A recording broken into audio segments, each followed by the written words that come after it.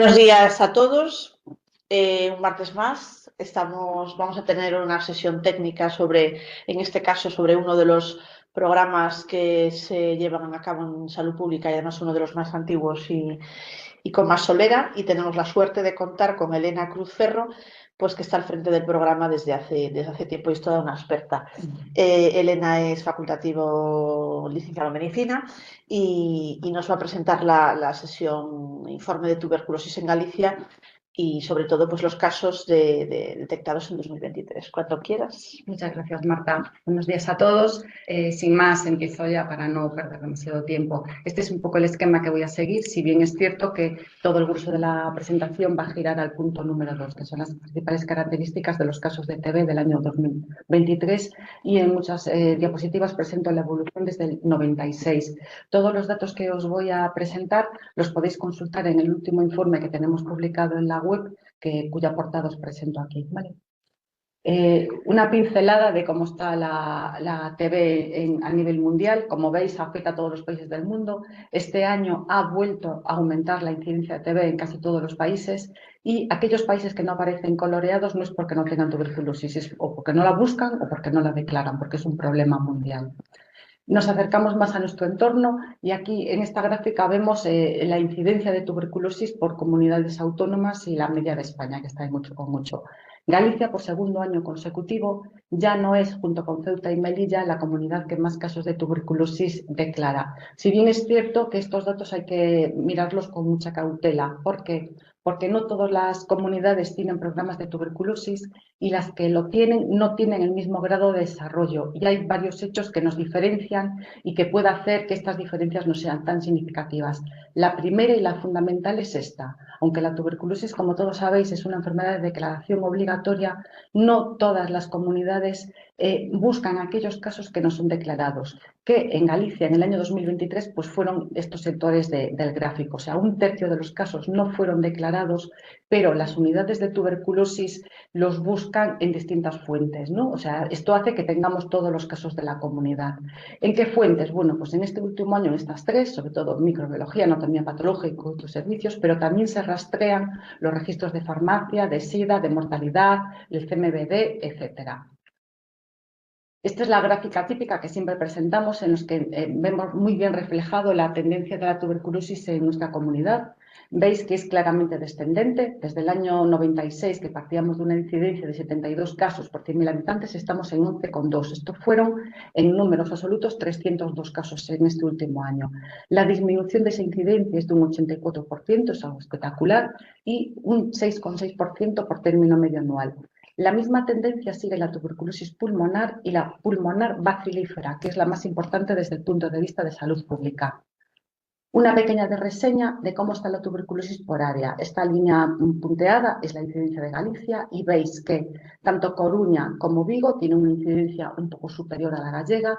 Santiago, Pontevedra y Ourense están en esa media, y Lugo y Ferrol son las áreas que menor incidencia tienen en este último año, como os digo. Una gráfica que me gusta mucho presentar es la distribución de las tuberculosis por edades. ¿Por qué? Veis aquí en primer lugar la línea de la distribución, que teníamos en el año 1996.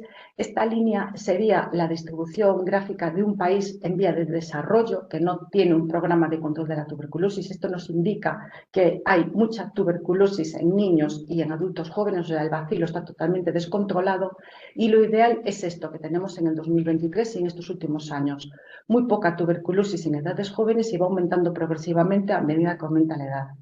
En cuanto a la distribución hombres-mujeres, esto no hay ningún cambio a lo largo del tiempo, pues aproximadamente 2/3 en hombres y 1/3 en mujeres, para redondear. Y vamos a la localización anatómica. Decir ya de antemano que un caso de una persona con tuberculosis puede tener la enfermedad en más de una localización anatómica, pero la más habitual es la pulmonar, 2/3 de los casos, seguido de la pleural y nódulos linfáticos periféricos, que por otra parte son las tuberculosis a priori más fáciles de diagnosticar. Nos vamos a centrar en las tuberculosis pulmonares, porque son aquellas más importantes desde el punto de vista de salud pública. Como os decía, entre pulmonares y pulmonar más otra localización son 2/3 de todas las tuberculosis. De ellas, el 29% de este último año tenían una imagen cavitada en la radiografía de tórax Esto es un dato indirecto de que esa tuberculosis ya está evolucionada, que hay mucho bacilo y que es muy contagiosa. De esas tuberculosis pulmonares vemos que más del 80% estaban confirmadas en laboratorio mediante un cultivo positivo y el 44% de esas tuberculosis, casi la mitad, eran muy contagiosas porque eran bacilíferas. Hablando de laboratorio, os represento aquí en estas diapositivas los resultados de los antibiogramas que realiza a todos los casos de tuberculosis el Laboratorio de Referencia de Micobacterias de Galicia, ¿vale? Laboratorio, bueno, tengo que hacer aquí una mención especial, que fue liderado hasta el día 14 de marzo por la doctora María Luisa Pérez del Molino Bernal, que se nos acaba de jubilar, pero bueno, dejó muy buena sustituta, la doctora Gemma Barbeito. Entonces, esta diapositiva es fruto de su trabajo. Vemos que no tenemos un gran problema de resistencias en la comunidad, si bien en este último año hemos tenido 2 casos multiresistentes, que son las tuberculosis más graves. En cuanto a factores asociados, cada vez tenemos más casos más complicados con más factores asociados. Pueden tener uno o varios factores asociados. Pues el 72% de nuestros casos tenían alguno de estos factores. Aquí en la gráfica pequeña os pongo los 2 más importantes, ¿no? Desde el punto de vista epidemiológico y siempre como clásicos, ¿no? Que siempre se describen. Una es la tuberculosis asociada al VIH, pues nada, 3 casos en este último año. Y tuberculosis en inmigración, vemos que tenemos un aumento progresivo, 39 casos, o sea, un 12,9% de nuestros casos. Bueno, hay que decir que el factor asociado más importante siempre es el tabaquismo, con un 24%. ¿Esto qué hace? El que una persona tenga uno o más factores asociados de riesgo, tanto de enfermar como de incumplimiento de tratamiento, pues que cada vez tengamos que supervisar más tratamientos. De los 302 casos del año 2023, 225 fueron supervisados, o sea, un 77%. Y de ese 77%, 106, o sea, casi la mitad, recibieron un TDO, un tratamiento directamente observado, que significa que una persona ve cómo el paciente se traga las pastillas todos los días, porque es el único medio de conseguir que esas personas curen y de que alcancemos unos resultados satisfactorios de los tratamientos del 93-95% todos los años. Voy a pararme aquí en las 2 siguientes diapositivas porque me interesa recalcar este tema. Normalmente siempre decimos que las tuberculosis contagiosas son las bacilíferas, entonces ahí ponemos todos los medios, recomendamos aislamiento a los pacientes, etcétera. Pero nosotros en el programa indicamos que hay que estudiar los contactos tanto de los casos bacilíferos y no bacilíferos siempre que sean tuberculosis respiratorias, incluyendo las pleurales. Veis que en el último año pues estudiamos 1.400 personas que eran contacto de un bacilífero y 732 que eran de un no bacilífero, a priori no contagiosa. ¿Qué pasa? Que los no bacilíferos, que si recordáis era el color azul, también contagian. De hecho, el 23,8% de todas las personas infectadas, de los contactos infectados, tenían un caso índice no bacilífero, ¿vale? Y de todos los enfermos que diagnosticamos en el estudio de contactos, el 22,6%, el caso índice era no bacilífero. Si bien es cierto que las bacilíferas contagian más, 1,3% de los enfermos eran de casos índices bacilíferos y el 1% no bacilífero, ojo, hay que tener cuidado. Y aunque cuando tengamos una tuberculosis respiratoria, aunque no sea bacilífera, recomendar el aislamiento por lo menos las 2-3 primeras semanas de tratamiento.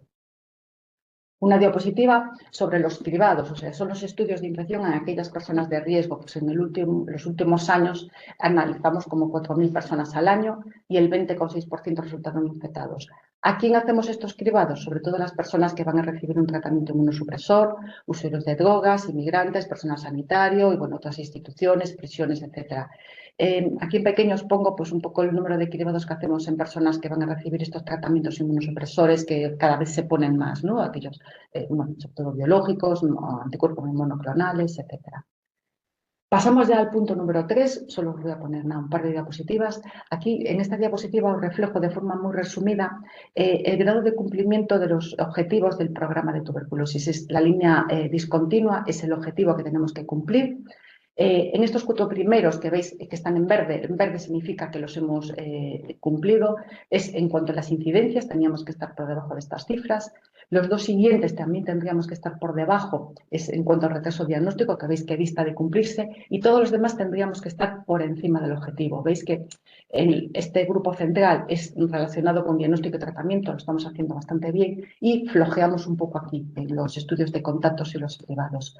Resumiendo esos objetivos, que vemos que tenemos que mejorar para disminuir ese retraso diagnóstico, en ofrecer la prueba de VIH a todos los casos de tuberculosis. Esto es una recomendación internacional por la sinergia que hay entre las dos infecciones, y sobre todo potenciar ese estudio y tratamiento de los grupos de mayor riesgo, o sea, de contactos y de cribados. Hay que estudiarlo, registrar esos estudios, si es necesario ponerle tratamiento y asegurarse de que los cumplen. Y yo con esto acabo.